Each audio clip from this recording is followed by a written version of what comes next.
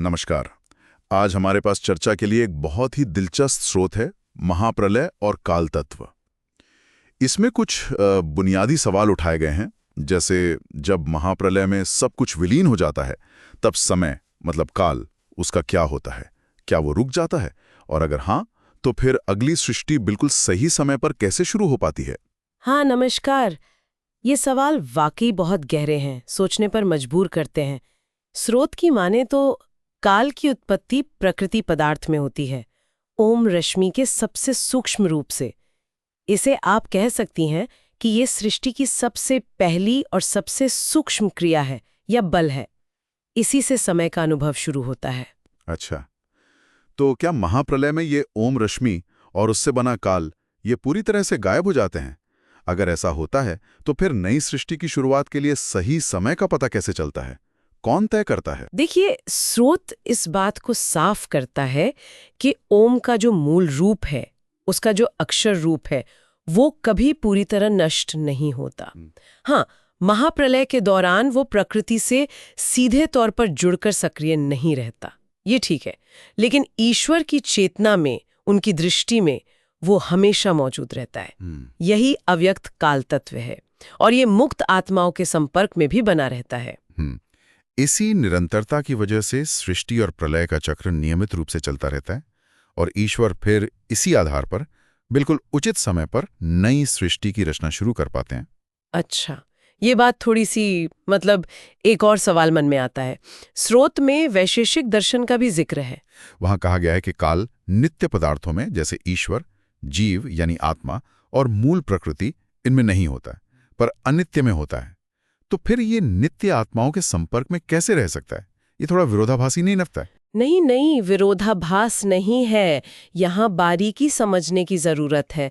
स्रोत का मतलब ये है कि काल नित्य पदार्थों को जीर्ण नहीं कर सकता, मतलब उन्हें पुराना या नष्ट नहीं कर सकता। क्यों? क्योंकि वो बनते ही नहीं, वो तो हमेशा से हैं। लेकिन जो चीजें संयोग से बनती हैं, यानी अनित्य हैं, काल उनमें व्याप्त रहता है और उन्हें लगातार पुरानेपन और आखिर में विनाश की ओर ले जाता है। तो वो आत्माओं के अंदर नहीं है, उन्हें बदल नहीं रहा, वो बस उनके संपर्क में रहता है, एक बाहरी तत्व की तरह आप कह सकती हैं, बिना उन्हें असल में प्रभावित किए। समझ गया। तो ये जो अनित्य चीजों को जीर्ण करने का काम है, ये कैसे करता है? मतलब जो चीज किसी चीज को सक्रिय करती है, क्या वही उसे नष्ट भी करती है? ये कैसा सिस्टम है? हाँ, क्योंकि देखिए, अनित्य चीजें कैसे बनती हैं? कणों या तत्वों के संयोग से, जीर्णने से। अब इस संयोग को बनाए रखने के लिए और उसमें गति देने के लिए कई तरह के बल काम करते हैं, जैसे गुरुत्वाकर्षण, इलेक्ट्रोमैग्नेटिक फोर्स वगैरह। स्रोत के अनुसार इन सभी बलों के पीछे जो मूल प्रेरक शक्ति है, वो ओम रश्मि यानी काल ही है। और क्योंकि कोई भी संयोग या गति हमेशा से नहीं हो सकती, मतलब अनादि नहीं है, इसलिए हर बनी हुई चीज समय के साथ पुरानी होती है, जीर्ण होती है और अंत में नष्ट होती है। और ये पूरी प्रक्रिया ये ईश्वर की प्रेरणा और एक व्यवस्थित योजना के तहत चलती है। ऐसा नहीं कि बस रैंडमली हो रहा है। अच्छा, तो फिर काल की भूमिका क्या हुई? सृष्टि में उसका रोल क्या है? क्या वो उपादान कारण है, मतलब जिससे चीजें बनी हैं, जैसे मिट्टी से घड़ा बनता है, या फिर वो निमित्त कारण है, जैसे घड़ा बनाने वाला कुम्हार? स्रोत के मुताबिक काल निमित्त कारण है, उपादान नहीं। ईश्वर की प्रेरणा से काल क्या करता है? वो प्रकृति के गुणों को, सत्व रज तम को सक्रिय करता है, उनमें एक तरह की हलचल पैदा करता है। लेकिन काल खुद सृष्टि का मटीरियल नहीं बनता। ईश्वर मुख्य निमित्त कारण है और काल, आप कह सकती हैं, उनका एक साधन है या सहायक निमित्त कारण, जो प्रकृति में पहली विकृति, पहली हलचल शुरू करता है, जिससे फिर आगे महत, अहंकार, मन जैसे तत्व बनने लगते हैं। स्रोत में प्रेरण और जागरण जैसे शब्द भी इस्तेमाल हुए हैं। ईश्वर काल को प्रेरित करता है, काल प्रकृति को जगाता है। ये प्रेरण क्या चीज है?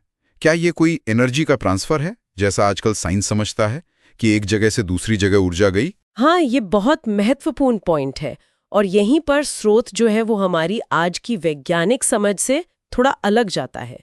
स्रोत कहता है कि ये प्रेरण भौतिक ऊर्जा का लेन देन नहीं है, जैसे हम समझते हैं।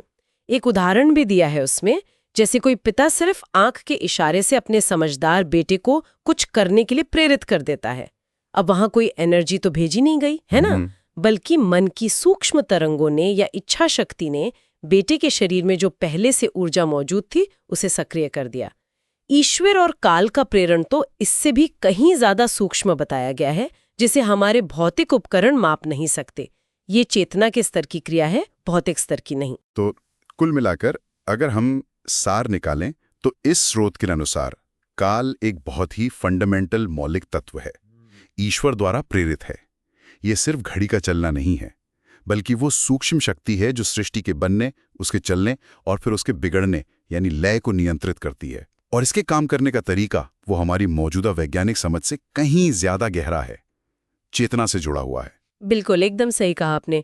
ये हमें सोचने पे मजबूर करता है कि ये जो ब्रह्मांडीय प्रक्रियाएं हैं उनमें चेतना और इरादे की भूमिका शायद उतनी ही महत्वपूर्ण हो सकती है जितनी कि ऊर्जा और पदार्थ की, जिसे हम अभी शायद पूरी तरह से समझ नहीं पाए हैं या हमारे पास समझने के सही उपकरण नहीं है अभी। हाँ, और जाते जाते सबके लिए एक विचार छोड़ जाते हैं। अगर स्रोत की ये बात सही है कि प्रेरणा सिर्फ ऊर्जा का भौतिक ट्रांसफर नहीं है, तो फिर चेतना का चेतना पर यह प्रभाव, चाहे वो ईश्वर का काल पर हो या काल का प्रकृति पर या फिर हमारा आपस में एक दूसरे पर, इसकी असली क्षमता और सीमाएं क्या हो सकती हैं, इस पर सोचने की जरूरत है।